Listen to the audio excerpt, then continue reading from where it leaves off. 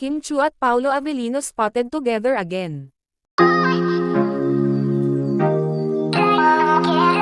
Dumating na nga kahapon ang Kim Pao kung saan ay galing ito sa kanilang bakasyon, matapos ang kanilang show sa ASAP, California. Naging usap-usapan nga ng mga Kim Pao fans ang pagiging private ng dalawa, dahil kahit isang picture nga sa kanilang naturang bakasyon at pag-uwi sa Pinas ay walang kahit isa ang nakaspot ng dalawang magkasintahan. Spotted ang magkasintahang Kim Pao kung saan ay magka-couple shoes pa ang suot ng dalawa.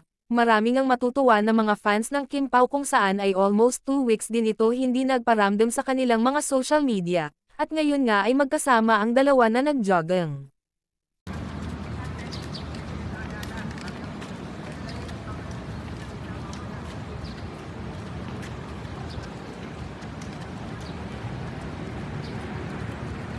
Marami namang nakaabang sa maging announcement ng Kim Pao bukas sa It's Showtime kung saan nga ay formal na i-announced ang kanilang nalalapit na movie.